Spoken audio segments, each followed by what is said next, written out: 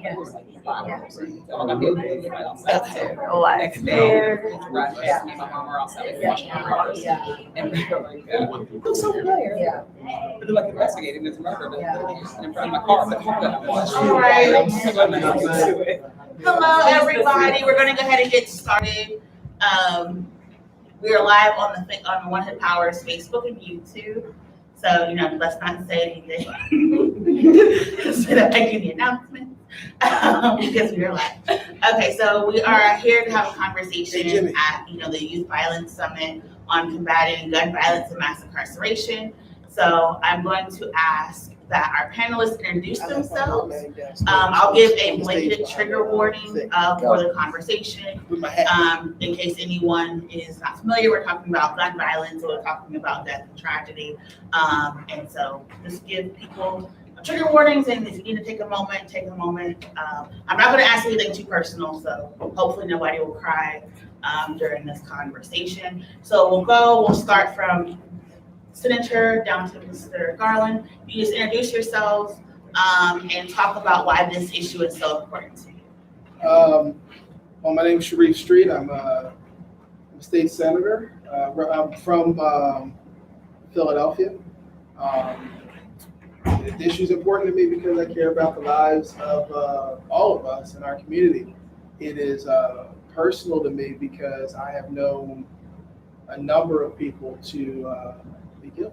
On my desk in my office sits a picture of my oldest daughter from her prom, and in there is a young man who wanted to be a doctor, went away to college, and came back home and was murdered.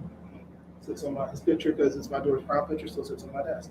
The day that young man was having his memorial service, I couldn't go because my wife went, but I couldn't go because my son Sharif Jr. had a teammate that played on the MOTEP State Championship football team, and one of his teammates was being memorialized the same day because he was also killed. So I had two kids with friends being memorialized the same day. My youngest son Lavian has his best friend's stepfather was murdered. My daughter Shayla had a girl from her school shot outside of the school. That young lady, thank God, lived. My district director has had his lost a grandson.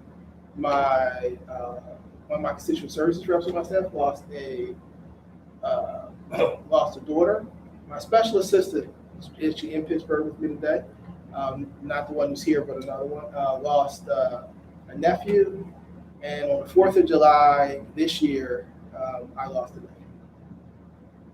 So it's a very real issue for me, and I don't want other people to have to go through it. But there's been a lot of publicity about my nephew, but this has been a long chain of things that have been happening to people around me for quite some time, and hopefully we can get a stop. We can put a stop to it. And I know it's not just happening in Philadelphia; it's happening in Erie, it's happening in Lancaster and Reading, in Harrisburg, and yes, it is happening in Pittsburgh. And so we need to look at the social determinants of violence. It doesn't just happen. There's a set of circumstances that give rise to it. And I'd like to work with folks here to address it. Hey, I'm Summer Lee. I am a state rep from here in Pittsburgh. I represent the 34th Legislative District, which is some of the Mon Valley area, some of the east end of Pittsburgh. And I've been in this role since my second term. Similar to Senator Street, and I imagine everybody who is on this panel, everybody who is in this room, and who's a viewer, this is an issue that touches every one of us. I couldn't tell you how many people I know who has been a victim of gun violence. I've had a family member who was a victim of gun violence, and when I was running for office, I ended up getting in because of my school district and really wanting to just shift just the environment there. And to be clear, right, at my school district, the gun violence issue wasn't just, street violence, it wasn't just community violence, it was also police violence. So we were kind of dealing with the confluence of both of those, which are both gun violence. So in the time that I was running, we had memorialized, our students had done, they were putting on, these are kids, high school kids, and they're putting on memorial services to, remember, the 15 kids who had died in the 4 years that they had been in high school. And while I was running, the youngest was my oldest friend's 6-year-old, up to, Antoine Rose, who had then been killed by the police. So it's an issue that has a lot of misconceptions about, and that's why I thought this was a really good opportunity to talk about that, like Senator Sharif said, talking about those social determinants, because the reality is that it's very easy to, as we're looking for solutions and as we're desperate and as we're seeing people in our communities die, right? It's very easy to kind of not think about the larger and the deeper issues, but those are the issues that we have to talk about. And as we're thinking up solutions and trying to combat it, it's harder to talk about systemic racism. It's harder to talk about poverty. It's harder to talk about resources and infrastructure. But the reality is that without that part of the conversation, we're not going to solve the gun balance issue. So that's what I'm looking forward to in this conversation, and so I'm here today. Terrell Thomas from Pittsburgh. I've been impacted by gun violence and mass incarceration. My brother passed away. He was a victim of gun violence. Died in my arms. He actually died so I could live. He was outside of the car and actually stayed, turned around in the car and protected me. So that's when my life would take a drastic change. That's the reason why I do this work. That's been the catalyst for change, and the reason why I stay focused on this issue. I like to talk about the social determinants of violence, the social determinants of crime, and that's when we tie into the divestment. Because when we start putting money back into our community and solving these issues that are creating the crime or creating violence, then we can have true change. And then when you mix in policy and people like that, we're able to enact change and put it. That's when we get to the meat of the issues. So that's why I do what I do. Morning, I'm Richard Garland. I'm at the University of Pittsburgh Graduate School of Public Health.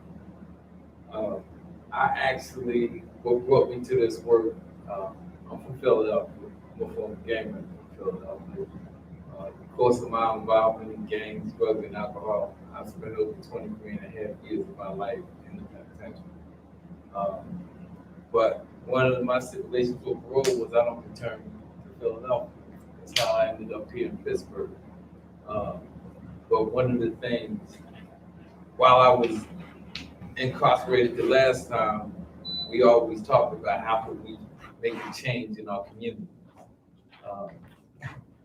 I've lost my 2 younger brothers. I lost a lot of my homies. When we talk about gang violence, gun violence, it's something that's dear to me to change because of all the mistakes that I've seen other folks make.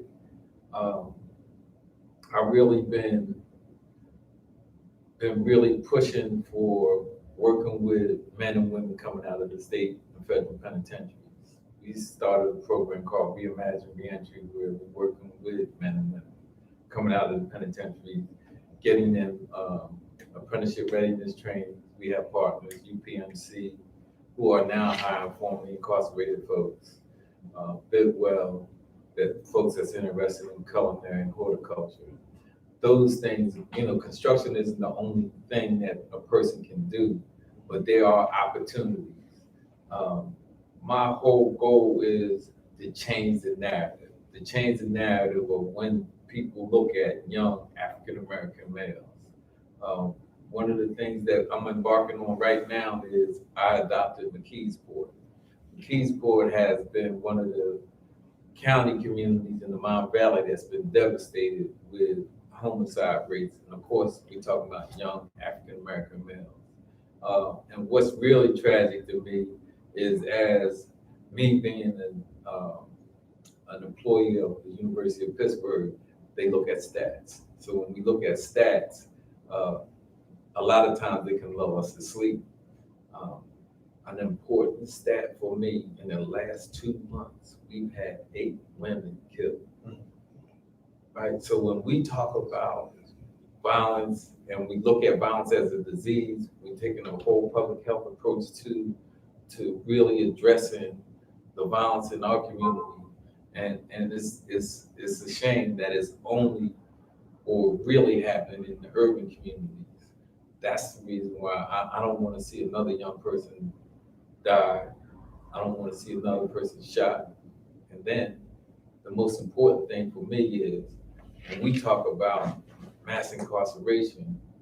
I went to jail in the early 70s, so we can talk about how many of us that they just locked up on the streets, took us off the streets, and we served all these crazy sentences because, and it's happening again. When we look at the prison system, it's more African American males and women that populate the Pennsylvania prisons. It's only 50%.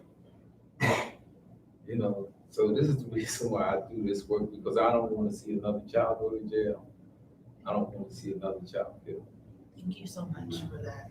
And so we know in the past year, not only has gun violence soared, gun sales have soared, whether legally or in the underground culture. So when we're talking about these social determinants of health, there are a lot of people who are pushing these narratives that we have to get guns to protect ourselves, to fight some type of threat, whether it's internationally or globally. So how are we able to combat gun violence when we have a social narrative pushing people to purchase more guns? And I will start with Summer because you looked at me first. So we're gonna start with you. But what are some of the ideas that you have? That's a really tricky question, because the reality is that if we're looking at gun sales going up, it's important to look at where those gun sales are going up. Yes. And those gun sales are not going up in Black and brown communities per se. They're going up in white communities because of the increase in white supremacist activity. Those folks are arming up. They are building, they're building armories, and they're actually acting on it too. They actually are a threat. White supremacy is a very real threat. And the reality is that, and I'll say this: I don't have a gun. I don't have a gun license. I don't deal with it. And I've had plenty of folks say, you need to get a gun to protect yourself. My mom and my sister did go and get guns, and they can't even get bullets.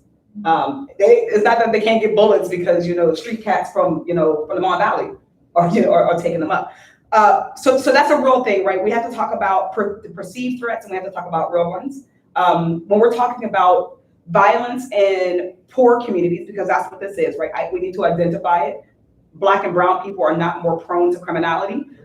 We are more prone to poverty. That is the correlation when we're talking about poverty. This is poverty-based crime. When we're talking about poverty-based crime, a large amount of guns are coming from shadow sales. This is straw man sales. These are folks that are lost and stolen guns, guns that are illegally on the market. That's where folks are getting it. So those numbers are not even being calculated in the numbers of increases in gun sales. So that's actually what we need to be focusing on. How do we combat lost and stolen gun legislation? How are we combating loopholes where folks can just get weapons and that they're getting flooded into these communities? And I think that those are actually two separate considerations.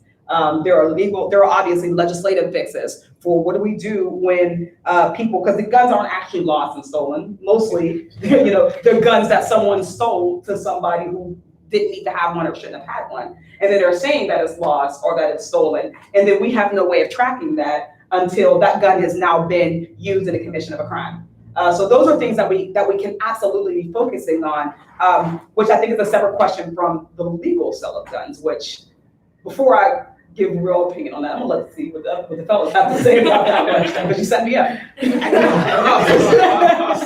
Like I kind of understood it. I can't look at you. We talked about legislative, so Senator. Yeah, I think we should require the reporting of lost and stolen handguns. It's legislation that's been introduced in the House, introduced in the Senate forever. Way before Representative Lee and either of us ever got in the legislature. It certainly should be passed. But beyond that, I want to address two things. One, the misnomer that a lot of young brothers in the hood have that if I'm strapped, I'm going to be safer. And I addressed that downstairs when I was talking to some young boys. So that could be the case, but for most people, it will not be. Mm-hmm. So they get a gun. Before they have a gun, they're like, I can't go over there because I'm naked, as the young boys will say. Can't go over there, I'm naked. I don't got no weapon. So anything can happen to me. And your behavior causes you to avoid places where you think there's likely to be a problem. And then you get a gun. I'm cool, man. I got mine. I can go out one. I don't have to avoid it. So now you are actively traveling in circles and in spaces and in places where not that you want violence, but you believe somehow you are immune. Well, first let's dispel this. A gun doesn't stop you from being killed. A gun gives you the power to kill someone else. They're not the same thing. Having the power to take another person's life does not equate to no one can take yours. You're walking down the street, you have nothing to do with anything. You're at an event, you're in a festive mood. That guy over there has a problem with that guy over there. They start shooting, you get shot. You're not going to defend yourself because you weren't being shot at. You're still dead just the same. And so having one of the reasons I think I survived growing up in a neighborhood during the crack cocaine epidemic when I was a young person that was at its height was because I didn't have a weapon, and therefore I was avoiding places where there were likely to be people killed. Had I had a gun, I should say I didn't have a gun. I didn't have a gun, and because of that, I was avoiding certain places. So I think we should think through some of this, because some of this that young guys get a gun and they say I get it because it makes me safe. Your behavior, your brain is the thing that's most likely to keep you safe. And if you become less conscious of your environment because you have a weapon and you make poor choices, you're more likely to get killed. This is not a conversation that I came up with because I'm a state senator. I thought it through. This is a conversation I came up through because I have sons that are 22, that are 23, 21, and 19, and I don't know whether they walk around with guns or not.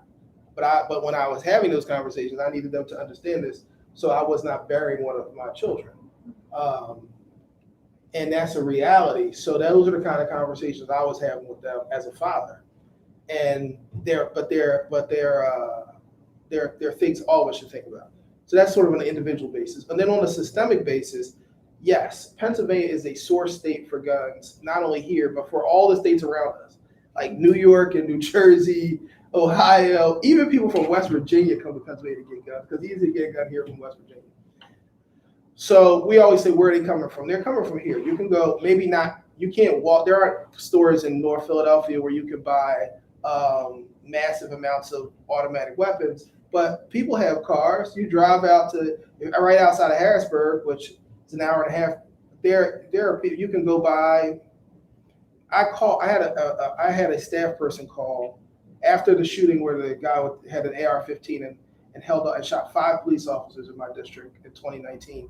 I had a staff person call the Bass Pro Shop off of 283 in Harrisburg, to be very specific, and ask if he could get 10 AR-15s with grenade launchers, because I wanted to see. And they told him they were sorry. They only had 5 AR-15s with grenade launchers in stock. He could get them right now. But if he paid for the 10, they would get him the other 5 in 2 to 3 days with free shipping. 10 AR-15s with grenade launchers. You could start a small war. No question. Right, and that in Pennsylvania, all you needed was one person with no criminal background and a driver's license. Not even a permit to carry, because in Pennsylvania, all you do is separate the ammo from the guns, throw the guns in the trunk, the ammo in the car, and you can ride away with it. That's crazy. So yeah, and then the final part of it is, even if we can't pass gun laws, programs like what's happening here, where there are things that help kids make better choices, create activities, reduce poverty, because the number one correlation with gun violence is poverty. It's not. And when poverty increases, gun violence increases in Pittsburgh, in Chicago, in LA, in Philly, in Harrisburg, in Lancaster, in Reading, in Scranton. That's nationwide. When you have an uptick in poverty, you're going to have an uptick in gun violence. And so those are things we have to start looking at, because those are things, even if we can't pass gun laws, we can do things that are sort of anti-poverty initiatives. Mm-hmm. And those things we can and should do, and they do in fact save lives. And coming to you, Mr. Terrell, Mr. Richard, I was kind of astounded to learn that like our Center for Victims, when looking at gun violence, sometimes says, I see you got shot. However, you're on probation. However, you have a criminal record. We can't help you. We can't give you services. We can't give you therapy. We can't give you support. So when we're talking about the psychological aspects of surviving a shooting, people feeling like they have to be strapped up in order to protect themselves, what resources are there for these young, particularly Black men in the community who may have lost 10 to 15 friends, who may be suffering with PTSD? Like, what resources are there, and what are some things that need to be changed to help be more proactive for them? Well, unfortunately, there's not a lot of resources because we don't have enough Black institutions who are actually able to meet that head on. I go back to the divestment conversation. And so right now we're in the middle of CEA, which is a Black institution where I know of a person, he's actually in here who works with people who are victims and perpetrators of gun violence and things like that. And so we got to talk about psychologically what's going on and going back to why do these young men feel like they need to be strapped? What is going on? We talk about poverty. We talk about other issues, talk about trauma, retaliatory killings and things like that. Those are conversations that are actually, I don't want to say unique to our neighborhoods, but they kind of are. And you have to have people who are coming from those situations that understand that, who can meet that, and who can handle those things. And so there's not a lot of money being put into addressing this systemically because I feel like society still wants us to kill ourselves. They're not putting the foundations are not putting money into violence prevention-based programs. They'll fund reform, but they don't fund prevention and things like that. And so that's what we need to actually address that. And it doesn't take community inreach, it's community outreach. It's going out into these communities and asking that young man, why are you strapped? And being okay with the answer. And then trying to meet him where he's at. And all those resources are going to change. Sometimes because you live in a neighborhood, like you might live in home, we live on a particular block, and that's the gang block. And everybody on that corner is blocked. I mean, it's strapped. And so you feel like you need to have that for whatever reason. And you may be a part of something, or your brother may have did something, or your cousin may have did something. And so you feel like from now on, I have to keep this on me. So you have to meet that person exactly where they're at. And then you have to come up with the solutions and things like that. Now, as far as the sector for victims of violence and things like that, they're not coming into our communities and doing anything. I've known people who have been arrested and violated for being shot and sent back into prison. So now that's a mass incarceration issue. And these are things that I know personally. So these stories and things like that, these are names and faces and people that I know. But it's not until we start putting activists and advocates alongside the policymakers and line them up with other resources and institutions that we can provide the whole gamut. It's a continuum of services that we need. Sometimes, the mom needs something. These young men who are carrying guns, when they wake up in the morning, they're not thinking about going to go kill anybody. And when they're 5 years old, they're not thinking about becoming drug dealers. I don't know many people who sit in these classrooms who are saying, I want to be doctors, I want to be lawyers, I want to be a murderer. And these moms are not raising murderers, but things happen. And so, and why are they happening? It's a poverty issue. It's a lack of education issue. When you organize people around politics, we go deep into the community and educate. But who goes deep into the community for violence prevention and educates people and provides social services and provide mental health and substance abuse? They don't do that. Well, he's a murderer, but he has a mental issue. He has a lack of education issue. And then once you commit those crimes, then you're done, right? So people want to deal with that. They don't want to deal with the murderer, but he's a person too. And so he may go into an institution. Well, so what's going on after that? I know murderers who have been inside of jail. They weren't some of the worst people who are in there. They've actually been some of the most helpful people who are inside of those places. So we talk about second chances. What about the first chance? Prevention, going into the community, pumping resources into people who may not look like what you want your program officers to look like.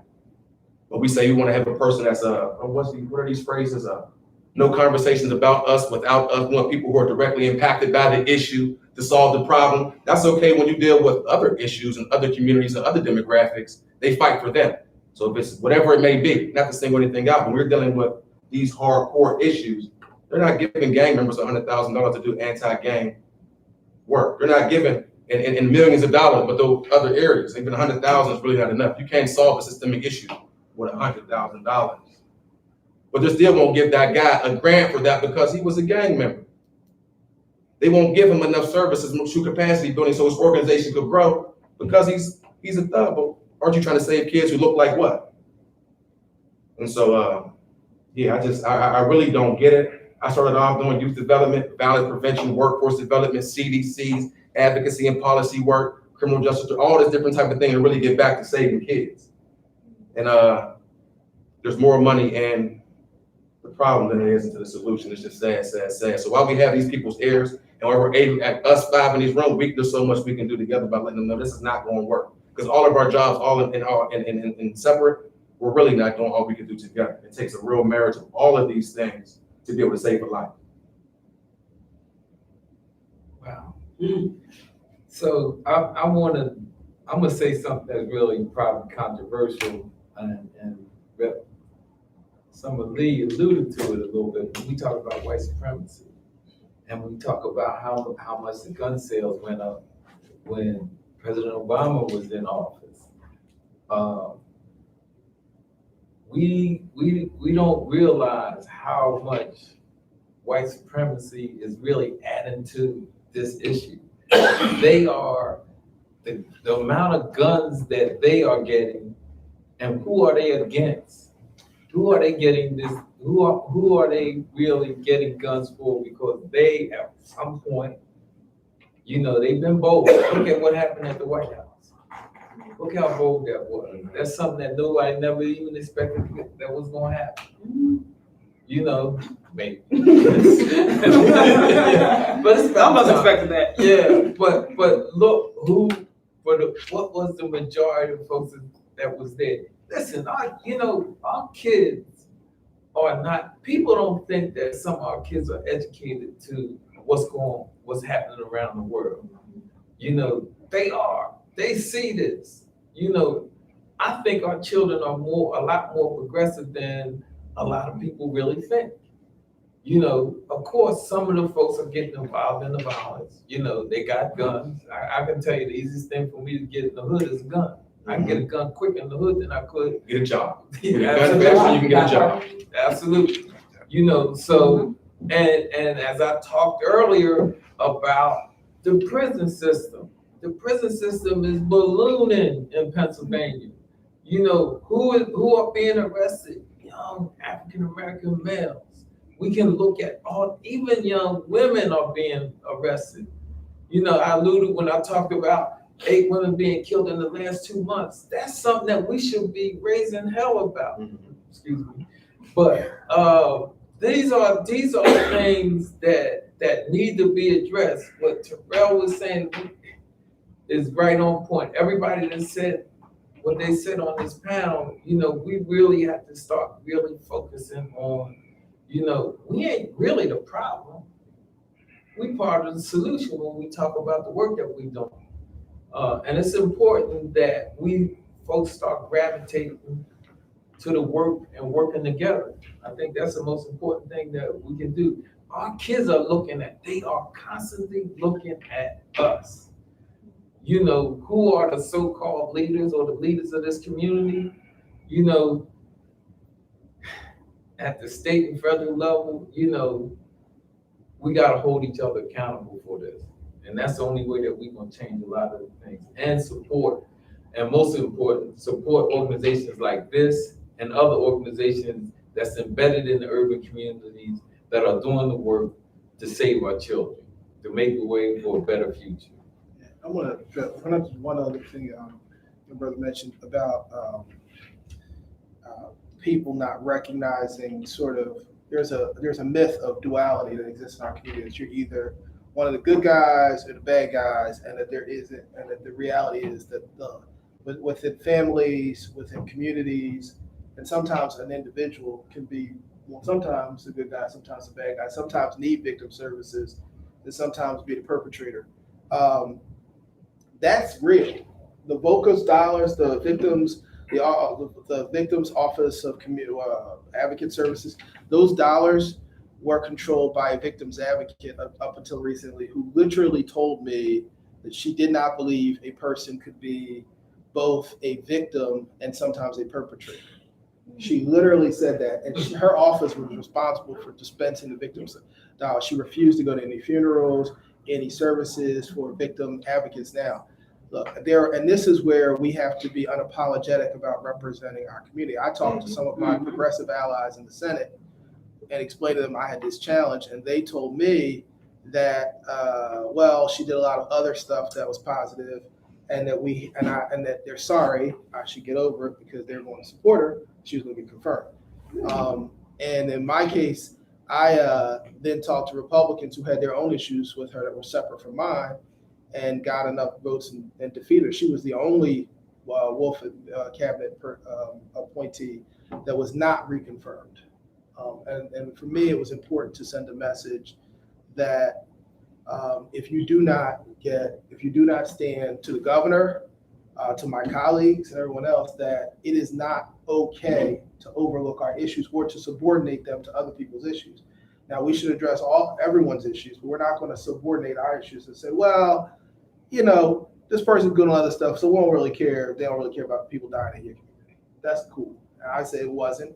And what I'm saying is, in some respects, we have to then hold people accountable. Now, the next victims, the Office of Victim Services, by the way, has acknowledged publicly that people can be both victims and of crime, and sometimes perpetrators of crime, and that they intend to fund programs to deal with people. And I would hope that the new victims advocate did it out of the kindness of her heart, but it could be because she wants to get confirmed. And since I blocked the last one successfully, that maybe the next one realizes that there's not going to be a victims advocate in Pennsylvania that doesn't at least pretend to care about it, because the last one was publicly saying that it wasn't real. So you're not imagining that, brother. That lady was actually saying she wouldn't fund those programs. Secondly, there is no rule that we can't fund former ex-offenders and gang members, people who committed crimes in the past who've gotten their lives together. I know I moved a small grant, $50,000 to some brothers who their whole thing was they had committed crimes and they wanted to talk to people about not doing that. But their budget to do a real program just in one county in Philly was $1.2 million, so $50,000 was basically just symbolic. That's not enough money for them to really do what they needed to do.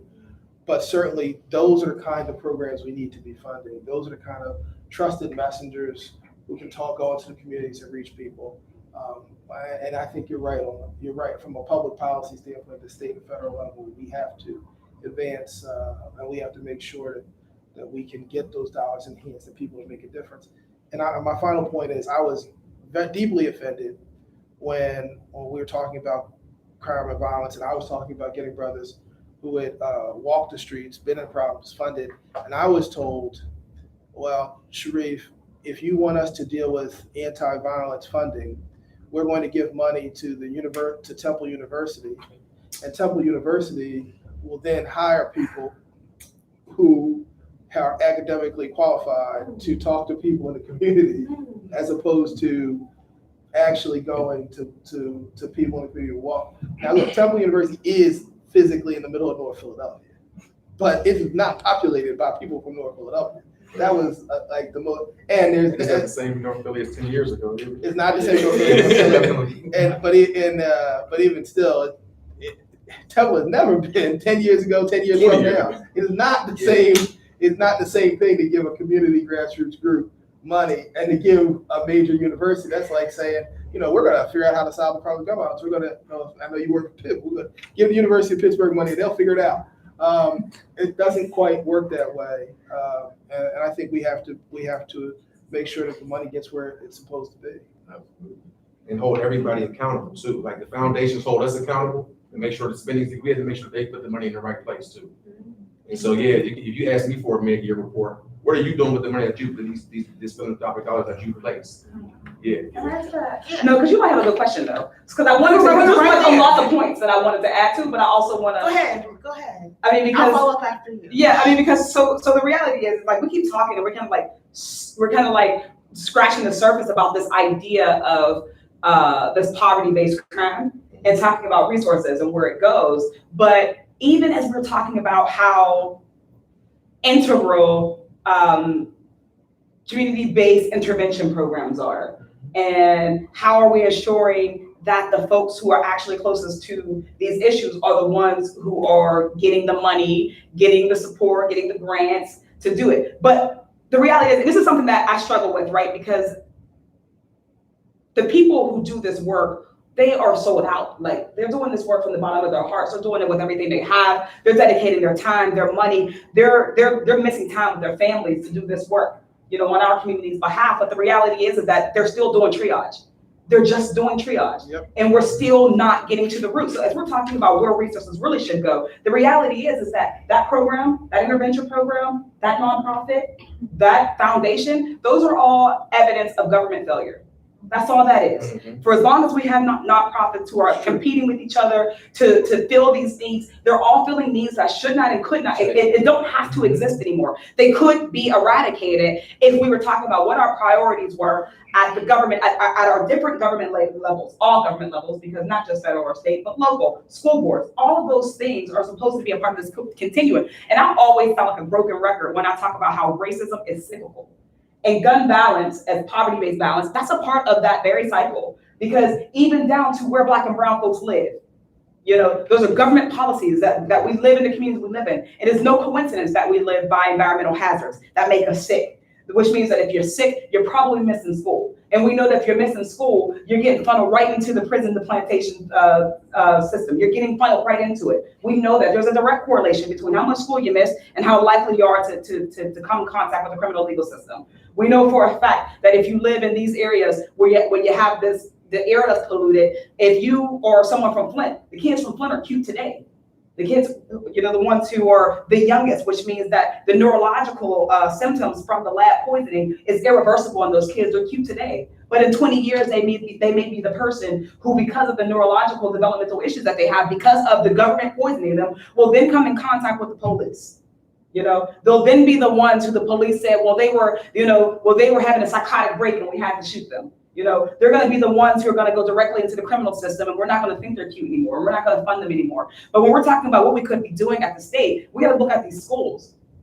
At the state level, we had a $7 billion injection of funds from the federal government in the American CARES Act, and we had a $3 billion surplus that we could not have imagined that we would have had when COVID-19 started. And we elected to do nothing about gun violence. And sometimes we don't think creatively about gun violence. We want to give it to the interventionist groups, which we should be giving, and we have enough to give to them.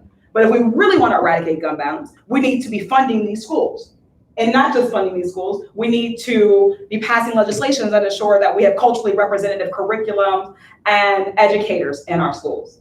And we need to fund transportation, because the reality is, when you talk about it, these kids don't, when they're 10, 5, say that they want to grow up to be a murderer. But you know what they do see when they're 5 and they're 10 and they're 12 and they're 15? They see that their family members who went to college are struggling with loan debt, but their family members who are on the block selling drugs, they have more money. They can afford the things that they want. And if we're talking about what is the economy of a community like mine, the economy of the community of mine hasn't been the steel mill in 20 years, 30 years. It's drugs.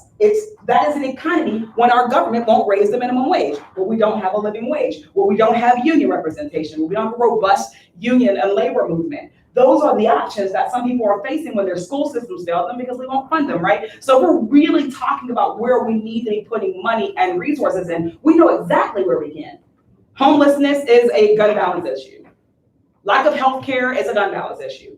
That environmental racism, that's a gun violence issue. Your education system, those are all gun violence issues, and we elect every year to not look at these as interconnected issues, but look at them as disparate issues, as issues that we're going to disaggregate. But that's on purpose, and I will always argue that that's on purpose, because you're not going to convince me that we don't have hundreds of years worth of the brightest people that we think.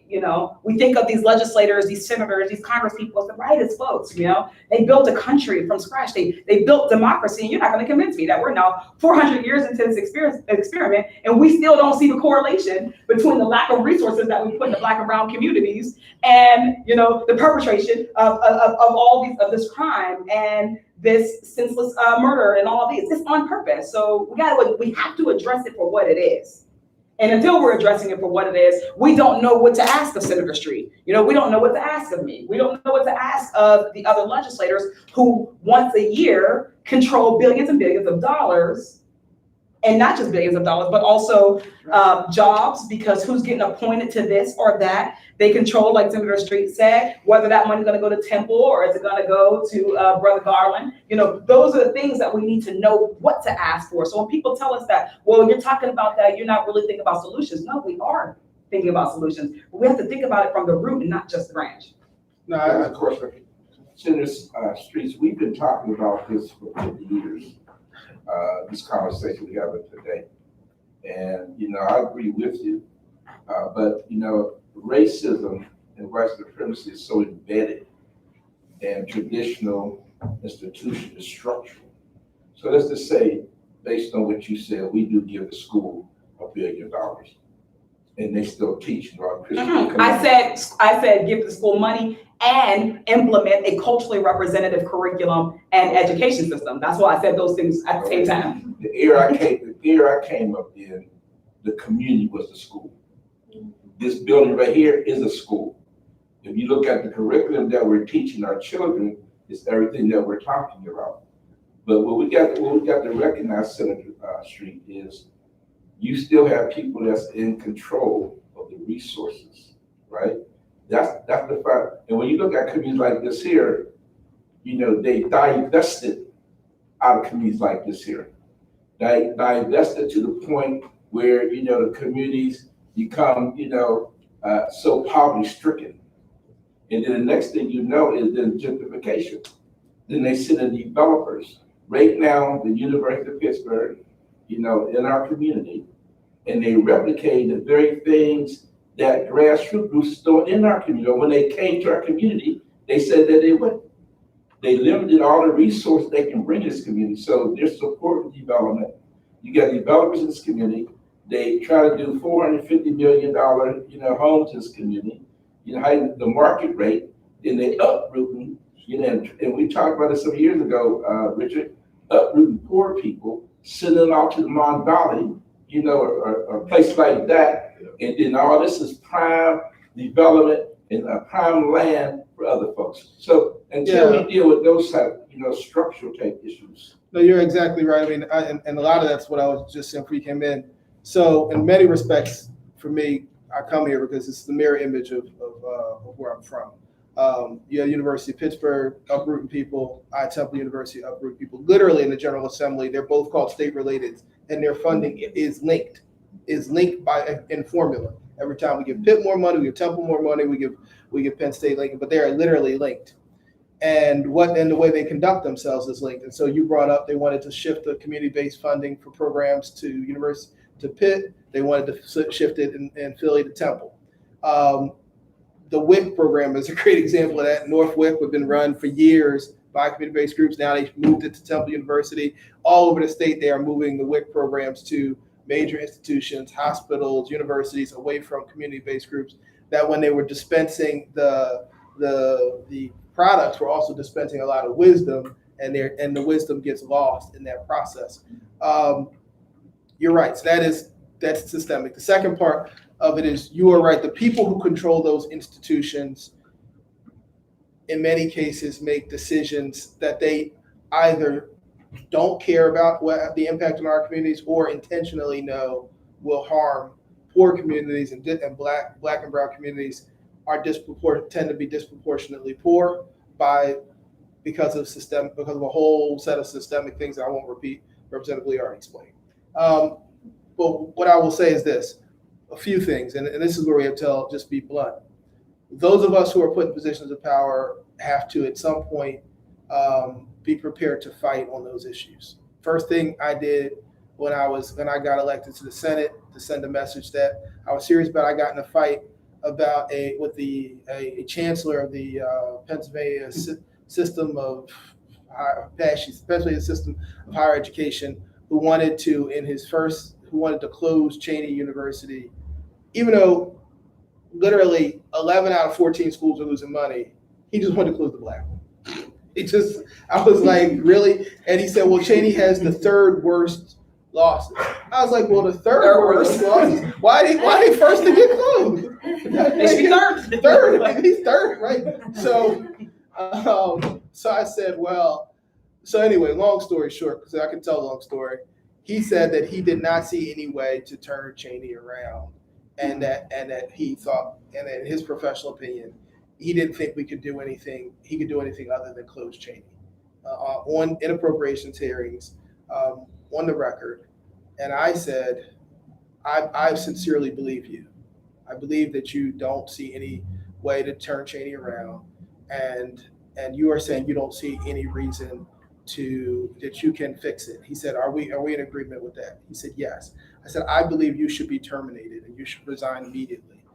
Within 30 days, the governor fired him because he didn't see it coming. He didn't think I was going to say you should lose your job. So because it's your responsibility to run these institutions. You have just said you are unable to fulfill your responsibilities. And then I listed a whole bunch of things that could be done to save the institution. I said, you don't know how to do any of these things because you just said you can save it. He said, well, that's not what I meant. So that's what you said. I think you should leave. I think that the Pennsylvania Legislative Black Caucus should advocate for your termination.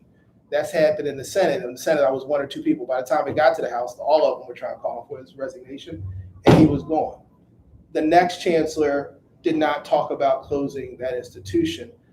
Some of it is we have to send systemic change, and people don't like power politics, but some of it is you have to sometimes cut off people's heads publicly, politically. I'm not talking about physical violence, everybody watching out there, but I'm talking about politically making examples of people.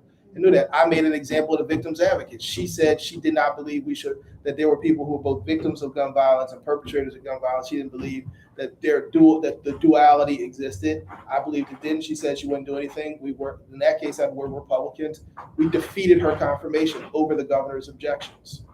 Now all the gun violence people say they want to fund those kind of programs.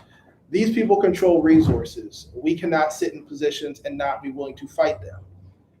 Or else you talk about fight though. Well, I'm talking about this. What level?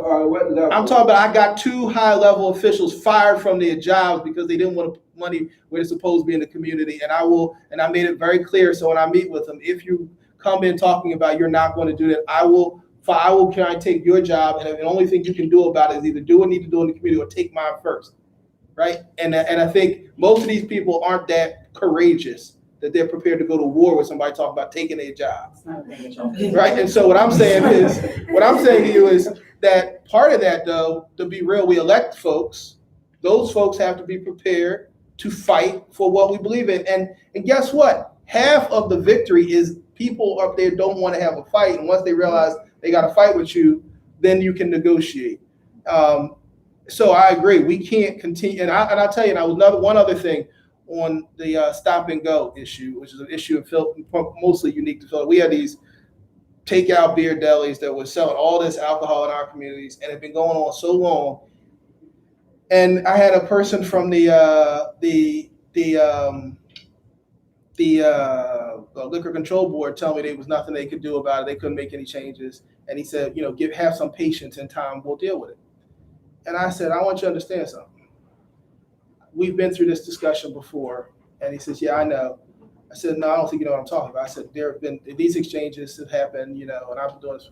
I said, understand this. The first time I remember this exchange, I was an 8-year-old child sitting here listening to this exchange. And my uncle was Senator Street.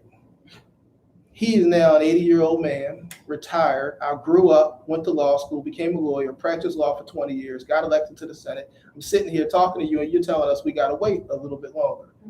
How many generations of my family do you want us to wait before somebody, because I don't think I can go back to my district and say 2 generations of us holding this seat isn't long enough. You have to do something now, or you need to go. I think at some point, Barack Obama talked about the fierce urgency of now. All of that sounds like a great catchphrase, but Barack Obama was a lot more articulate than me. That's why I quote him. But what he was basically saying, is that sometimes now that what we have to do is do stuff now, because tomorrow will never come. And in the government, they're really good at telling you wait till tomorrow, and you look up 20 years, 30 years. We're retired, old, talking about all the stuff we fought for 20 years and didn't get nothing done. So I think the things that we're talking about, some of these changes have to happen now. We need to fund some of these programs now. We need to remove lead and asbestos from our schools. 80% of Pennsylvania schools have lead and asbestos. It is worse, and it is obviously most exposed and most infecting kids in poorest communities. We need to deal with that now, right? We have $5 billion sitting there. When are we going to deal with it? There are things, $5 billion completely unobligated in any way. Literally, we have a pile of $5 billion in a bank account someplace that we have no purpose assigned to at this point. Another $2 billion in a rainy day fund waiting for if there's a problem. But $5 billion, not even in a rainy day fund, it's just literally sitting there unallocated. That's crazy. So what I think we have to start doing is right now demanding that some of these things get funded and changed. And no, we will not change everything today, but we need to change some of these things right now. And I will be blunt. When I had a conversation with some of my colleagues, Republicans and Democrats, who said, Senator, we feel really bad. You had a relative killed. If there's anything we could do, I said, anything you could do? Dude, I've been talking to you for a long time. When are you going to fund? I said, okay, you're not going to ban guns. Can you fund any of the community-based programs? Can you deal with funding education? Can you do something that changes the circumstances that give rise to this? Because it didn't just, and I cursed, happen. I said, effing happen. I was a little upset. They're like, we understand you're upset. Maybe we should do something. But honestly, maybe we should do something was a breakthrough. And hopefully we will do something. But I think we have to be blunt like you're doing right now. We can't, we have What's to. the conversation on reparations in your circle? Well, as a federal issue, I think we should. I honestly don't think we're going to pass reparations. And I'll be very candid. I'm scared of the idea that they send everybody a $1,400 check, which would be bullshit, and then say we won't have to do anything about all the systemic racism that exists in the country. The reason why I asked that, Senator, is because Black folks and poor people is tired of programs. The president comes into office, he leaves out of office. You elect a councilman, he leaves them. So we're saying that we just program people. I was around, a lot of y'all probably too young for this, when we had the poverty programs. CEDA, model cities, and they invested into the community. You can go to Pitt and get a PhD in basket weaving. They just have money in our community, but the money dried up. But Black and brown folk never integrated into the broader community or the more broader. So how I see the world right now is people is frustrated, and there's an urgency at our level. We say get out to vote. Black and brown people came out to vote, in millions, and they're looking for a return on their vote, and they're just not getting no return.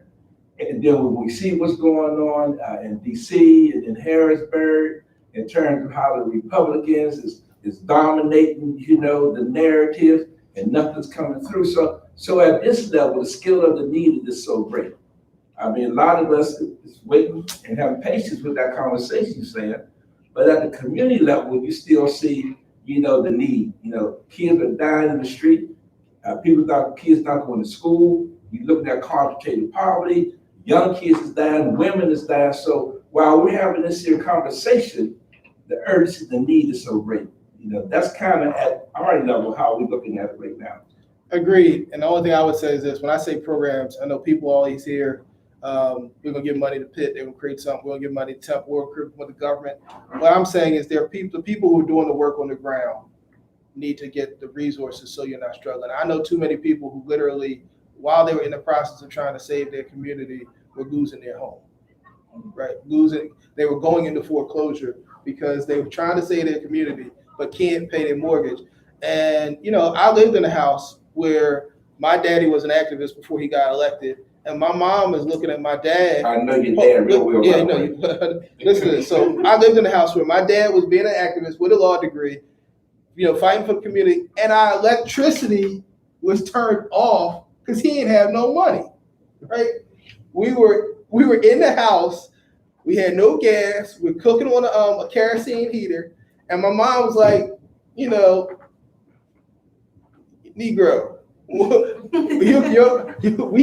I'm cooking for these kids on a kerosene heater, and there's no lights, and you talking about the movement. I believe in the movement, but damn, get the lights turned back on. And what I'm telling you is that we can't expect people to have to go into poverty conditions themselves to try and help their community. We need to be able to give resources to people who are doing the work and not just put them in big institutions where people don't like the terms, basically poverty pimps are just making money off of people in the community, the fact that there are problems and they don't have no intentions of solving them. But if we get them in the hands of folks like you will do something. But as a matter of fact, you'll take every dollar we get and find 2 or 3 more to put to it in order to make something happen, because that's what you're doing already. And that was really my point. Thank you for that. One moment. Yeah. I think it's very important to tie this into what you're saying. Because when we're talking about these programs, you have the reimagining, and one of the things about the academic, social justice nonprofit complex is we don't trust Black people with dollars. And we don't trust really impacted Black people with dollars. So I can't go and give a gangbanger $300,000, say hi a couple of your friends, fix your community, right? We can't do that. And so both of you are impacted gentlemen who are actually out here making the difference. And so how do we get more people to do these programs? You're working with people who are returning, going, you literally got people at Pitt, because Pitt wasn't giving convicted felons opportunities to come to school to better themselves because they were banning them. So how do we move more foundations and institutions, if they're the ones that are going to have the dollars, how do we move them to actually hire and give Black people power and agency to do the work that needs to be done? And Charles, you wanted to say something, so I'll let you go. Start like you started off. So I know we talk about systemic racism, institutional racism, but then when we come to combat it, we do it isolated. We don't think about working cross-functionally. And so all of these answers are right. Our women are being attacked. And so you have young men who are growing up in a household, in single parent households for whatever reason. We gotta address those reasons. But they're looking at their mother as a strength of support and things like that. They go outside and sell drugs and take care of their mother. That leads into the school to prison pipeline. So you need money in education, but you also need relationship building. You need social services for that mother as well, and things like that. You have young men who are dealing with juvenile justice issues as a result of incarceration. You have all these other things, all these different things happen because of systemic racism and institutional racism. And so you can't attack it just with youth development. You can't attack it just with workforce development. You cannot attack it just with mental health. You can't attack it just with substance abuse. You can't attack it just without policy. You can't attack it just through these things. It takes everybody coming together. I like working in coalition. I believe in it because my neighborhood is a coalition. I believe in, I play sports. It's a team. You have a specific job. See, I'm not a senator. I'm not the president. I don't do these things. But I know when I have a skills, I have an expertise, and I know what Brother Rashad does. I know what Brother Jasiri does. And that's when you start to truly enact change, and you're able to attack the institution. We're being attacked from every front. This is real warfare. But we'll say, no, your idea is not going to work. No, we need to fully fund your idea, fully support her, fully support him, put money into that institution, put certain people certain people have a certain skill set. If that person's a talker, they need to be able to deliver the message. So we have a communication department inside of my organization. And what that person does is they write words that other people go and say. That's what he's good at. And so sometimes they don't want to get it from that particular messenger. Well, guess what? You don't even know who wrote it, but guess the message got conveyed. And now people are voting. And it's a voting issue. And so we have to do education to understand that it's going to take policy to address these issues. We need rapid response because people need money now. They need things now. They need driver's license now. They need jobs now. They need food now. But like she was saying, these are all because of failure. And so we got to address the failure, but we can't wait for the failure to get solved because people got to eat. You know what I mean? And we have to be able to meet people exactly where everybody don't eat the same thing. All institutions are going to work differently. There's several different rooms inside. You have a library here. You have a gym here. You have them all for different purposes. You got to educate yourself. You got to work on your mind, body, and soul. Our community needs mind, body, and soul healing. And so that's how we got to come out. And we're not going to get anywhere until we start doing it together like that. It may look good for a while, but we're dead and gone. You said, what did you really do? You did something, but we didn't come to just do some things. I know I didn't come just to do something. That's not, we came to wreck shop, to win. And I can't do it. We can't do it without everybody coming together. So all these ideas are right, and we got to put them together. And it takes time to get into these rooms with these pen and these papers. It's not going to be comfortable. You have strong personalities because he got people who he's advocating for. She got people who she's advocating for, fighting for. He has people who are directly impacted. He's directly impacted by gun violence and things like that. That's what wakes him up at night. And so it's going to be hard. But when we get it together, we're able to go in front of anybody and say, here's the solution. And it's tried, true, and tested because everybody touched it. It's for women, it's for men, it's for everybody. It's all in there. And then that's how I believe you're going to make something happen. So let me make this perfectly clear. I started Reimagine Reentry I started a nonprofit outside because of the need. And again, I'm always going to talk about the men and women that I left behind. Trying to provide opportunities for them once they leave penitentiary. And it's the same way when we talk about Reimagine Reentry, is giving young people an opportunity to see others excel that nobody thought that they would. You know, I've been at the university for the last 10 years. The university don't fund me. They fund the office that I have at the university. I've been funded by the foundation community the whole time that I've been at the University of Pittsburgh. You know, they absolutely the reason probably why I probably still get the funds that I do get is because of that machine at the University of Pittsburgh, you know, taking care of the dollars. But let me be clear, you know, one of the things that I constantly fight when we look at funding and stuff is that the University of Pittsburgh has a 61% indirect rate. There is no foundation in this country that's paying that. Now, NIH will, the National Institute of Health, they'll pay that 61% indirect rate or that 32% indirect rate because Pitt is a research institution, right? You know, but I want to be clear, this is the reason why I went outside to make things happen that I seen that is critical in changing the narrative. Everything that we talk about and what we've been doing all these years, we've been talking about taking a public health approach. And when we look at a public health approach, with me and others talking about outreach with workers in our community is interrupting the transmission of the disease. We really always talk about changing community norms. This is something that folks has always been doing. One of the most important things when we look at me and others is identity transformation, being able to change what our identity used to be. And most importantly is changing the narrative. That I believe that we can change this. But one of the most important things that I think that everybody's been alluding to, they won't let us in the schools. They won't let the folks that look like them, that are trying to challenge our young people to do better, they don't allow us in these schools. And that's something that has got to change in order for us to get this work done. We gotta be allowed in those institutions to do the work with our children, because our children are always looking to folks in the community to help them change some of the things that's going on. I think that's one of the most important things that has to happen. So I know it's 1:40, and I know we are slated to go downstairs and feed some of the children. We're gonna do a rapid fire question and answer. So if you could do like a 15-second question. Condense it as much as you can. Siri. Oh, you want me to go? I'll let you raise your hand for a question. Yeah. I thought you were gonna. You and then you're on to So raise your yeah, hand. so and I'll try to make this brief as possible. A lot of right now, like what's sparking the violence is cultural.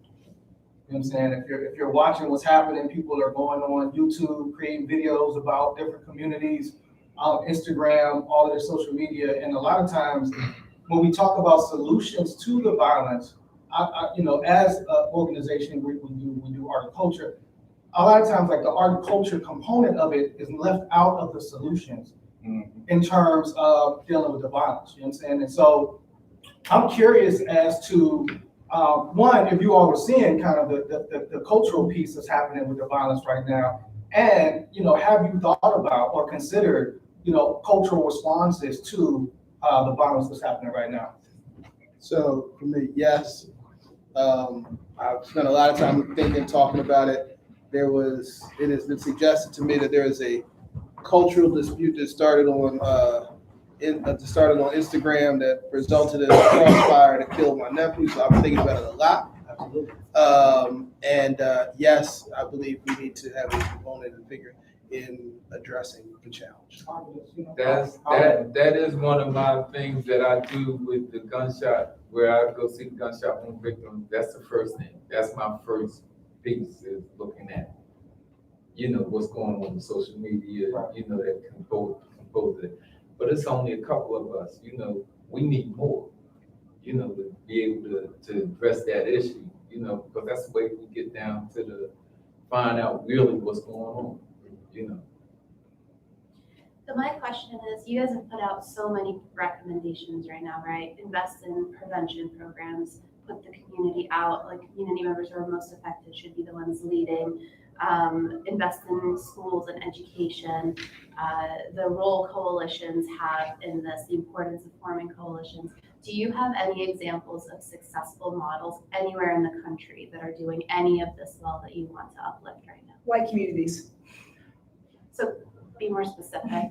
rich white communities.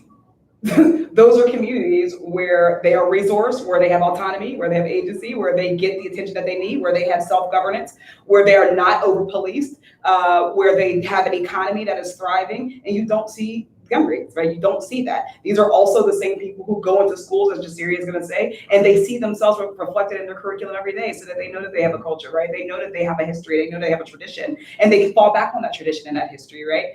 When we're talking about what's lacking in our community, I was so happy about the arts and the culture question, is because the other component to that is that we also have communities worth of children who grew up their whole lives and they're told that they're nothing but slaves and people who are violent. And then having to counteract that and having to decondition these kids of that is now a lifetime and a generational kind of effort. So yeah, the model is white communities. So you don't think you've seen any successful models within Black communities? Oh no, certainly. I was just saying for the best model, we can go straight to the white communities to know that it works. Yeah, I think I've seen models. I mean, in isolated patches, there have been programs that have worked, that have changed it. There was a program, the Focus to Turn program, was working a couple with resources when we that was doing some things in like a small few blocks where we were able to fund it. Philadelphia did some things. It was not only having where law enforcement, but also saying before there's prosecutions, offering people opportunity for jobs, resources, enhanced social services. All of those things was done in a micro way. So it didn't change the narrative on what was happening citywide, but it did change the narrative for that community. There have been similar things that have been done around the country where we super resource a small geographic area, and in every case you see that there is a drastic change in the drastic reduction in violence. The problem is super resourced, and then when you go to scale it up, there's not adequate resources. I was gonna say, I never see things scaled up. Yeah. So, and one of the things, I know we was talking earlier, you made mention of the Center for Victims. So one of the things that is hard, and this might be too much in the weeds, but, trying to move a family out of a situation that they're in because of, whatever the reason might be, getting them moved from one community to another. One of the things, or when there's a death and we have to move, the family has to come up with the money first before they get reimbursed. So that's the issue.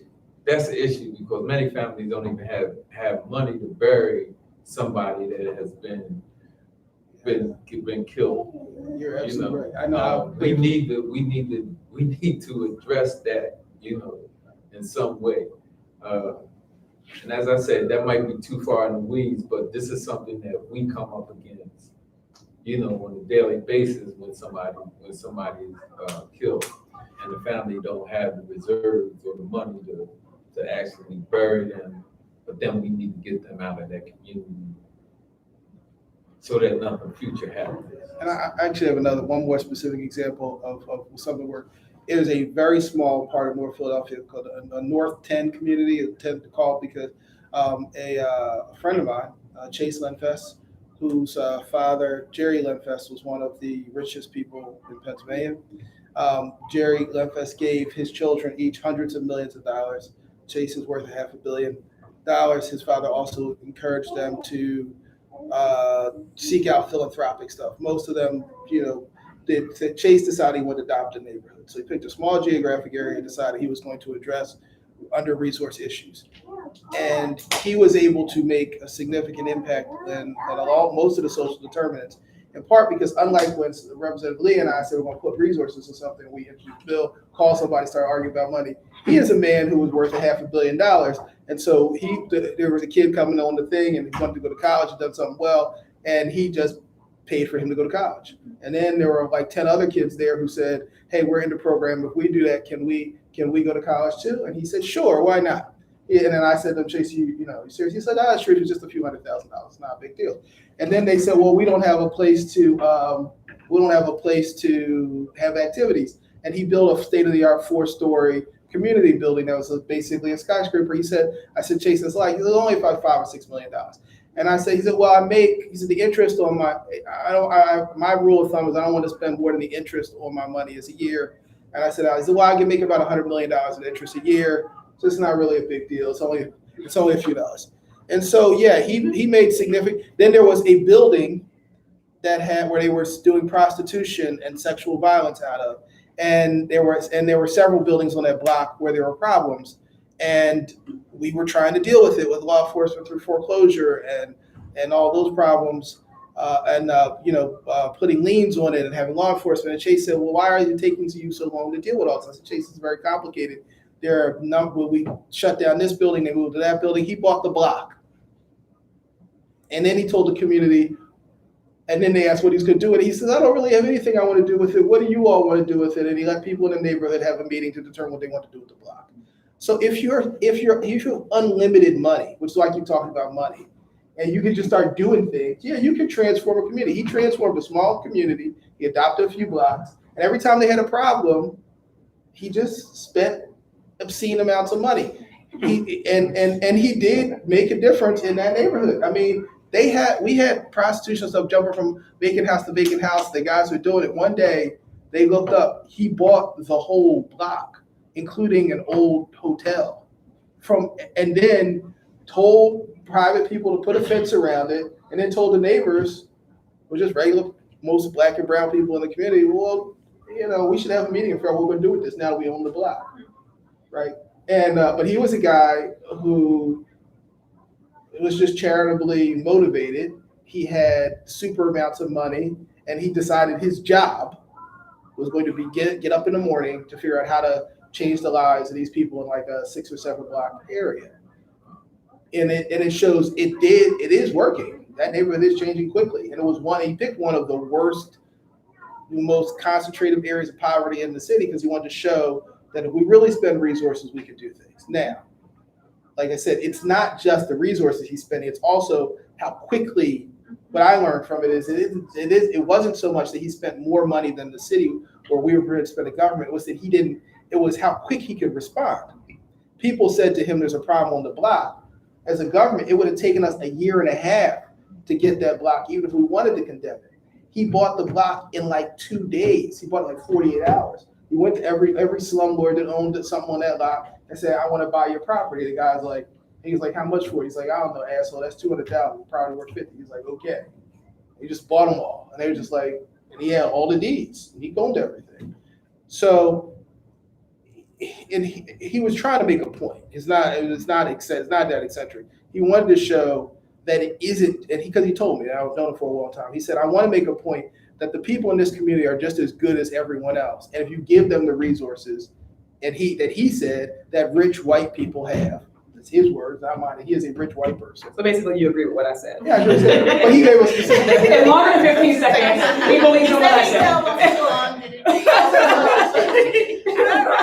But he did it. That's my innovation. I've always advocated that we need like a mass immunity bill. For people, we're talking about gun violence, all these ghost guns. A lot of people get ghost guns because they can't buy guns legally. So I've always said, why don't we just have a mass immunity bill? We can start over because the border party patrols love them, they're doing a great job. They just take forever. It's take a long time. And we have people, some of their only gun crimes is that they had a gun that wasn't registered. They didn't shoot anybody, they haven't harmed anybody, but they, for the rest of their lives, cannot get a gun until this board says, you've done this for 20 years. I went to the board party and people were like, this thing happened in 1980. I was like, that's before I was even born. And, so we can't even bring a lot of people who are impacted even into these legal communities and environments and networks because they're pushed out. So, as we're talking about legalizing cannabis and all this, just put in your mind, maybe a full immunity bill, just blanket, let people start over. Can I get a conclusion? Because I'm gonna let this after this. Since we're here, right? Since we're here, And since we're talking about this, I would say that is sure. There are lots of ideas for bills that we can do that we're never going to get through because Republicans hate us. That aside, while we're even doing that, thinking of the bills that are proactive, we're still defending against the bills that are harmful. So I just wanted to say, for the record, and for the people in the back, that mandatory minimums are never going to solve our gun violence problem. And what you're exactly talking about, people who have these gun violations can never get a gun or whatever. When they get their second offense, we have a bill right now in the House that would send them to jail on a mandatory minimum and also would deny them parole. So, and that bill has been introduced by somebody whose reason, their whole impetus for this is that they want to do something about gun violence. And that the pressure is coming in from their community to say, listen, we have to do something. So I wanted to mention that because it's so important that as we are conceptualizing these solutions, as we're doing the thought process, as we're coming together, building these coalitions, that we don't also regress and fold into pressure to do things just to say we did them and to do things that are going to have a harmful effect. In this case, this is going to have a disparate impact because while we're trying to get folks off the streets, who they identified as being more prone to criminality, what we're also doing is locking up another generation of people, which is still going to impact that community. So even if that community locks folks up for these gun violations, they're now getting rid of breadwinners. They're getting rid of people who are caregivers. They're getting rid of folks who are educators, folks who protect the block, folks who educate their children. This is an immense loss that we have in our community. And we also know that mandatory minimums do not mitigate gun violence. Right, and I will say briefly, you're right, we have to not be, I'm trying to be brief, I'm not good at brief, but my daddy used to say in Philly, I'm gonna be brief no matter how long it takes. But what I will say is this, I had a reporter come and put a microphone in front of me and said, now that you've lost relative to gun violence, do you still believe in parole eligibility for lifers? And I said, yes. My bill never said we shouldn't. I said yes, because if a 19-year-old fires a gun and my bill said 25, and they go to jail for 25 or 30 years, we're not talking about people who commit murder, come home to it. That person at 49 or 50 is not the same human being necessarily that they were at 19 when they pulled the trigger. Yes, we can't have lawlessness, but just because you don't have lawlessness doesn't mean that we don't need to take a look at people at some point. We need to throw people away. There's not, and I can now say that, firsthand. First of all, I told you this is not new to me. I've known lots of people who get shot before. But it is one of those things where something happens and the first thing they do as a legislator is do something. You want to do this now, and I agree with the rep. We can't regress into things we know don't actually solve the problem. And somebody said, well, what do you say to people like that? I said, what I say is when Abraham locked up more people and sent them to jail for more periods of time, with more children sent to death row than any other DA in America, and during her tenure, we had the highest levels of crime in the history of Philadelphia. During the period of time we had the deadliest DA in America, we also were the deadliest city in America. So her locking everybody up, wanting to send everybody to jail, she sent a 10-year-old to death row, right? Like, that's crazy. But it didn't stop us from having out of control murder rates. So there are other things, there's something else going on, and we need to acknowledge that. And yes, we need to do what really works to reduce crime and not fall into broken old narratives. But I'm gonna jump on that because when we talk about mass incarceration, absolutely, I'm sorry. You know, when we talk about mass incarceration. You talking about you an Yes. elder gang. The thing is, like, and you probably already know him because we've been at you a little bit. You know, my Brody's been in prison for 53 years. He's a juvenile lifer, right? And they still denying him parole. 0 recidivism rate What's his for name again? geriatric. Stephen Norton, F3064, right? 53 years. 53 years.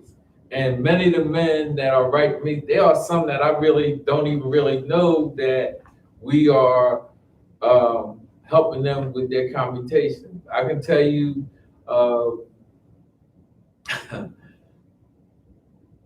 Secretary Flood and his crew, they have been really working really hard on getting old long-term felons out of prison. And of course, I have to say, give the Lieutenant Governor his props for taking this up.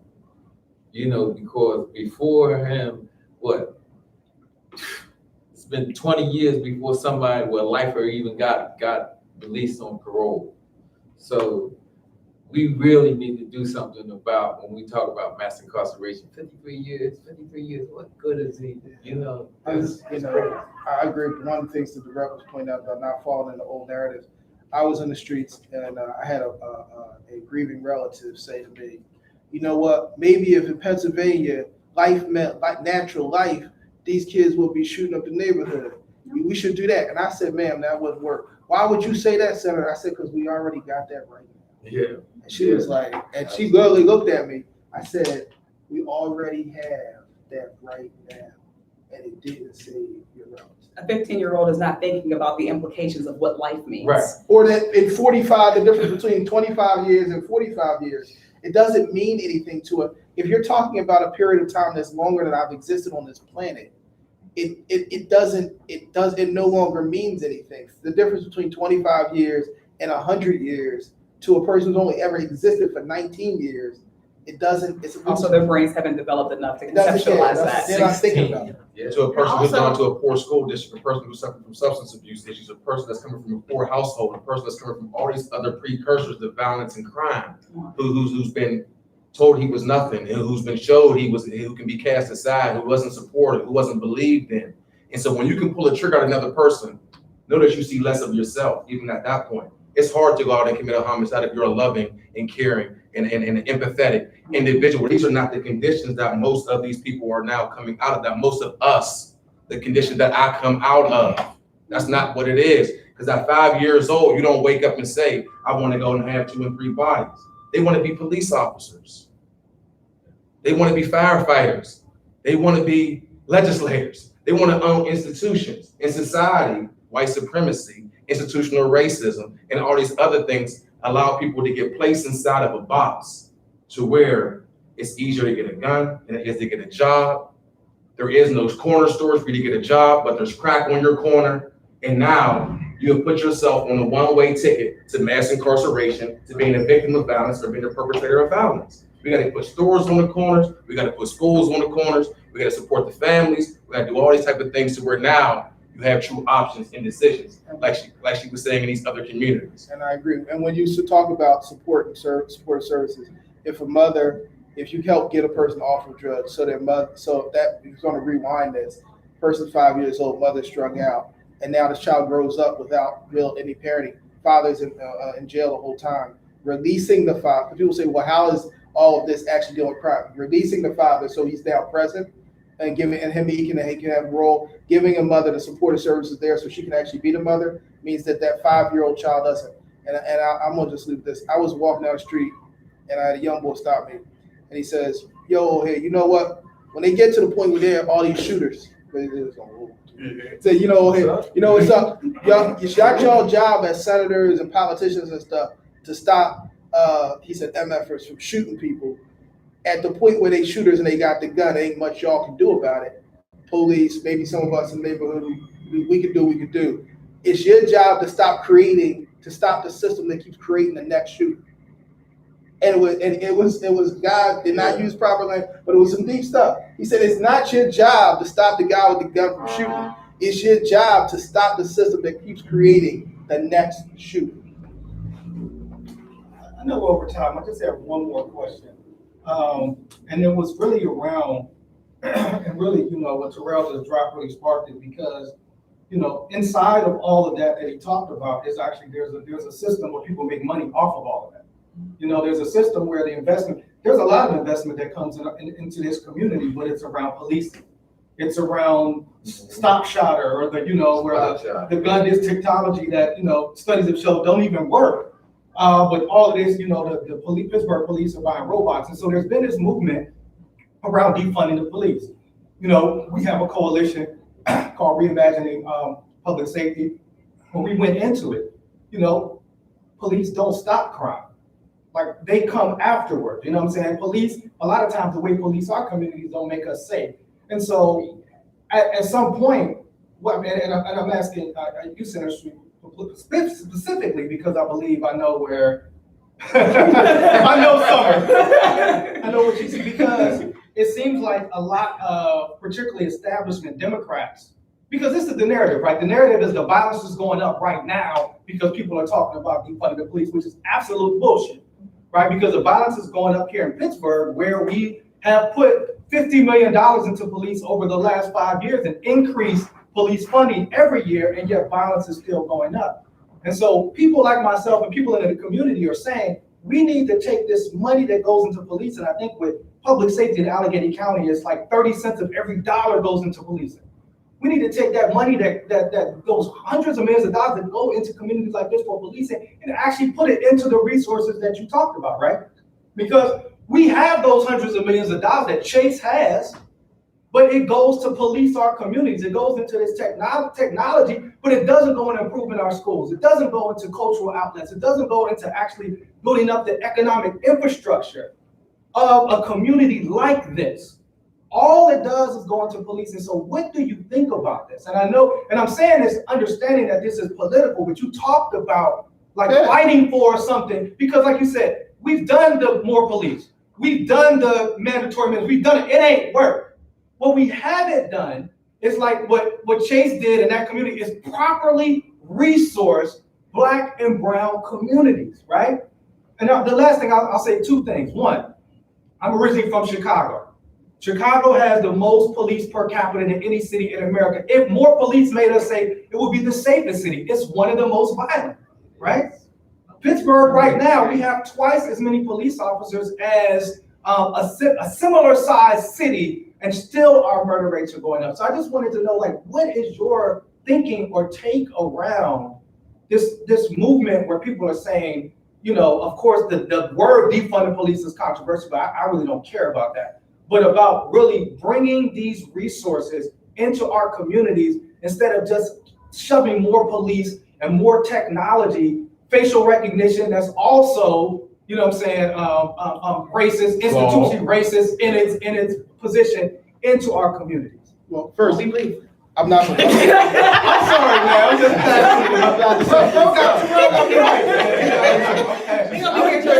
I'm prepared to answer the question, but I can't do that briefly.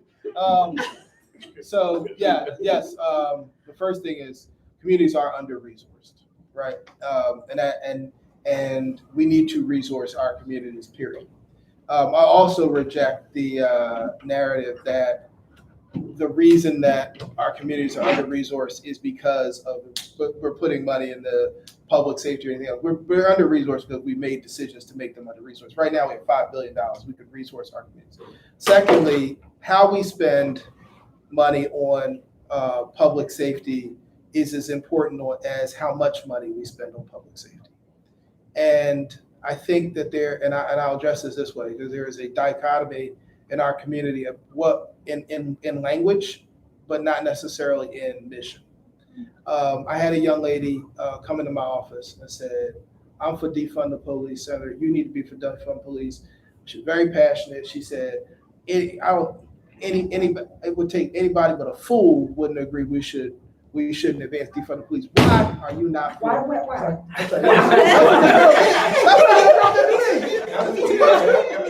Yeah, I'm gonna say that. She punched it. Why are you not defunding? She did the thing. Why are you not defunding the police? And so I said, listen, one, I don't think we're as far apart. I'm as far apart from you should think. I said, two, I don't think everyone agrees with the way you are presenting the issue. And she said, I don't think anybody had to be a fool not to agree. So a few minutes later, another woman walked into the room. I said, why don't you explain to that what you just said to that woman over there and get her to agree with what you just said? And she said, that's my grandma. I said, yeah, tell your grandma what you just said to me and see what she said. She said, grandma, you for defund the police? She said, girl, you as dumb as I can think. You dumb as the day is long. What the hell? We're not going to defund it. We'd be crazy in this community. And so the little girl was shocked. She was not little. She was voting age. She was 19, 20 years old. Her grandmother thought she called her a damn fool in front of me. But then when you broke it down, they both agreed that we couldn't have lawlessness in the community, right? They both agreed that the militarization of our police, and what you're talking about is investing in militarization of policing, does not work. So what people don't want and what people are responding to is having more militarized paramilitary people walking around the community, hurting people or trying to scare people into being in the compliance. That does not make communities safer. It increases PTSD and everything else. What older people are saying is we do need to invest in public safety. And this is a conversation. But what younger people are saying is when we put more money in budgets for public safety, all we are getting is more militarization and more under attack. And that's the conversation. The two aren't necessarily disagreeing with one another. Older people are saying we want to be safe. We want investments in safety. So when my father became mayor of Philadelphia, one of the first things he did was have police officers get out of their cars and start physically doing patrols. Because he said in the cars, they're riding up on situations, they don't know what's going on. They jump out the cars, they respond, they have no idea what's going on. Foot patrols allowed them to have to talk to people in the neighborhood. So foot patrols were important. Most people agreed foot patrols are better than people riding down the street in squad cars rolling up on people. Secondly, the militarization aspect, you don't need to be we needed to invest. We invest in more. That's simultaneously invested in making sure that we looked at all the drug and alcohol programs, the blight initiatives, and with the creation of 10,000 additional units of public housing, and even planting trees. Then there was an ARD program that was worked out with the First Judicial District so that when people were arrested, that they were then given an option for low-level offenses to go plant trees, which people thought was crazy, but at least they were in the community doing something. And then they had to go back in the communities where they were doing, and they had a job, and then we paid them, right? You paid the cops to plant trees? No, we paid the kids. Oh, I'm sorry. We paid cops to plant trees.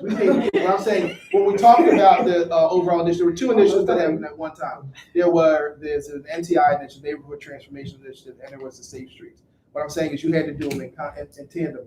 And what I'm saying is that what people want in the community is they want us to invest in resources of the community. They want us to invest in ways to make things safe. And what they don't want is increased militarization and aggressive behaviors towards people. And I think that's what the 80-year-old grandmother wants. And that's what the 18-year-old young activist wanted in my case.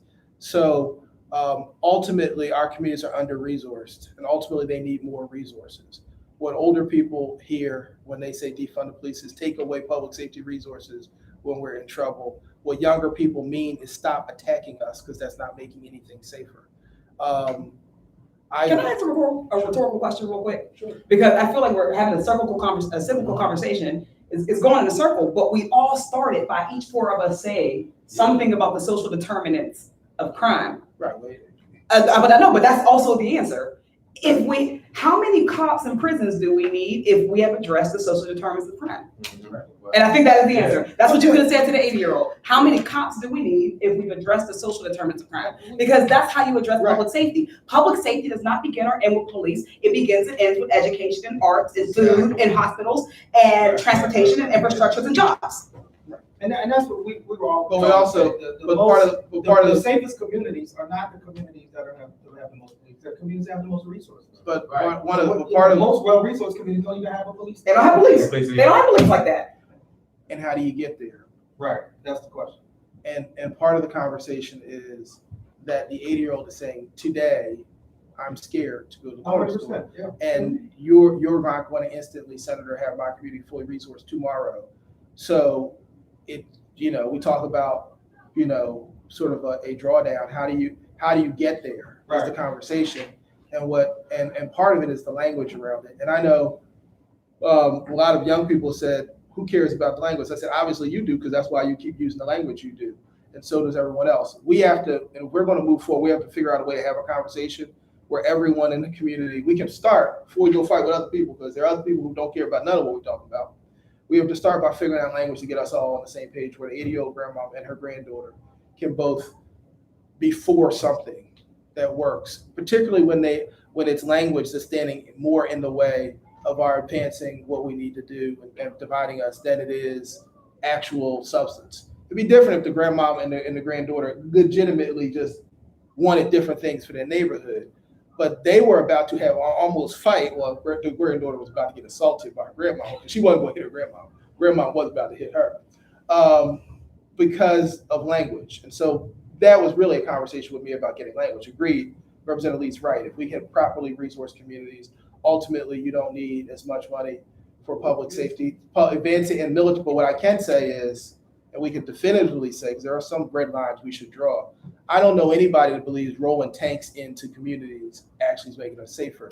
And there have been calls by members of the General Assembly, some of whom are Black and brown, for bringing the National Guard into the communities and stuff like that. Because while Representative Lee, no, she did not say that. I figure y'all know that while she and I are sort of on one end of the spectrum, she may be a little bit more boldly in that way than I. There is another end of Black folk in the General Assembly who have actually called for bringing the National Guard in because they believe in all communities where there's high violence, which is, you're talking about over policing.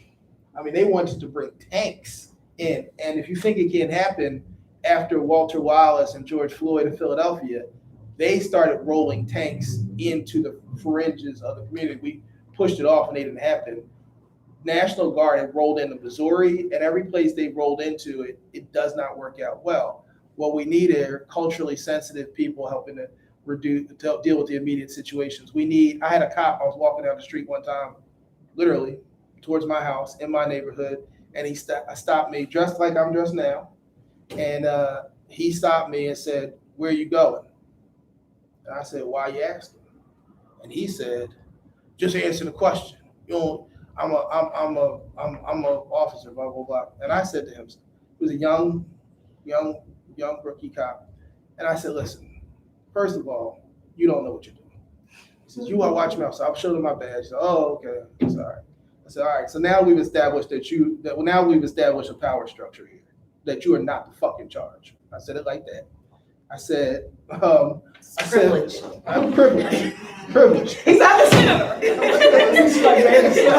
No, that's what I said. But I said, you need to understand that 40-year-old men walking home in a blazer, some funky looking hiking shoes, right, are not the threat.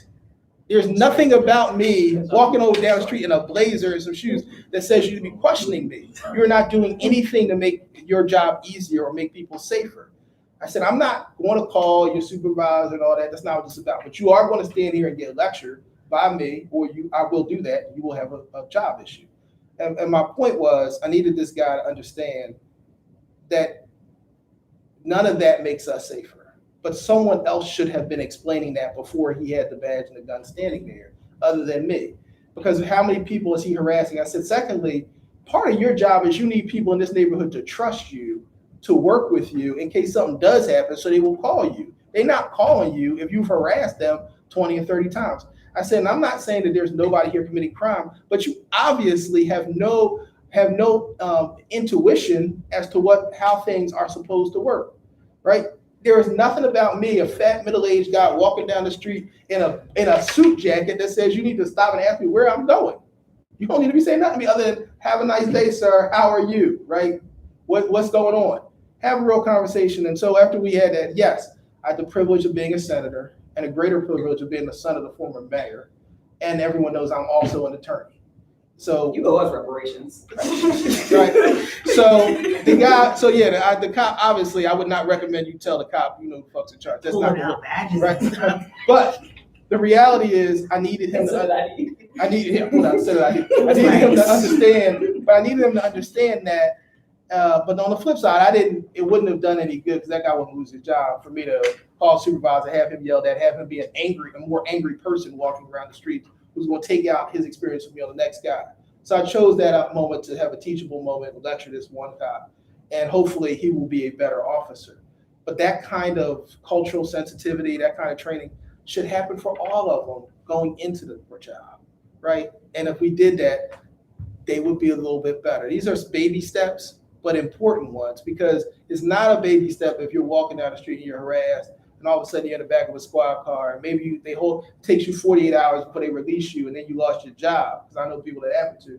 But you got held for 48 hours, you got to tell your job you were arrested, even though they don't charge you with nothing.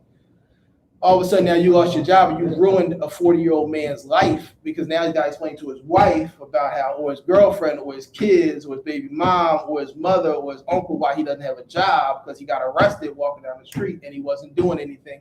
And that creates a certain amount of trauma and anger for everyone too. So the cultural sensitivity, the awareness, those are things that are real. And the movement that says we need to shift resources is also real. We need to fully resource our community and we need to have culturally competent people that are keeping us safe. I gotta say, and just remembering how real this is has been, and how lucky he was, because the first time I got to work with a lot of different people in this room was when a young man who was running away from the police guy. They say he was shot in his back, but I was in the courtroom when they actually put the forensics on the screen. A bullet went through the back of that young man's skull, and he was shot in the back and in the back of his head. And so I don't know if I'll ever be lucky enough to be able to let them know that I am whoever I am, but I know that young man was murdered. And that's how serious we got to carry that thing every single day. True. Every single day, every vote, every foundation, everything you go, everywhere you volunteer, everything you stand for, because you may not get the opportunity to let somebody know who you are, and how they see you is how they're gonna treat you. Yeah, that's real. And I'll tell you what else. You don't have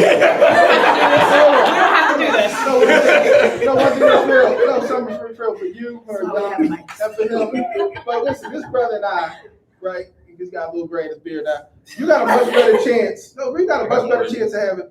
Yeah, you look young, brother. I don't know. You got a much better chance of having a conversation, because when I don't care what title I had, when I first became a lawyer and I was young, there's a perceived threat when you're young that you may not be able to get the privilege of having a conversation, you get shot. There's a privilege of being old and not being perceived as much of a threat. Because I would not have tried to have that conversation if I didn't know this guy looked at me and realized I was a middle-aged man. You know, honestly, he was harassing me knowing it wasn't no threat from the Right.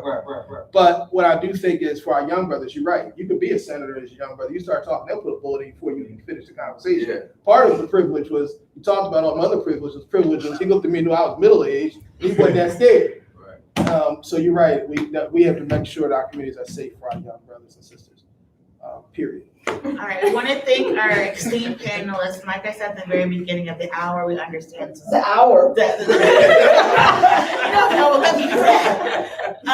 this was a true conversation. So I want to highlight organizations like BEAM, which is Black Emotional Mental Support Group, Adaptive Behavioral Services, and Still Smiling provides support and resources for folks. We talked a lot about legislation of One in Power. This Sunday at 7 p.m. we'll be talking to Chair Bullock in front of the Pennsylvania Legislative Black Caucus about what they're doing to talk about safety and violence. It was also mentioned, Black people are not a monolith. So Monday at 7 p.m., we'll be talking with Representative Brown and Representative Young about some of the policies and what they have been proposing to address public safety. So we get to know. So we have a whole well-rounded, conversation about the things that we're looking for in our community. Again, we're just having conversations. What Empower is not endorsing people, politics, or our policies that people are putting out. We're just bringing people the platform so they can have an informed decision. Yes, Representative. Amen. Oh, that's beautiful. Okay. That was a privilege. That is it. So thank you all for joining. Please ensure you talk with the panel. They have nonprofits, volunteer, and support their organization.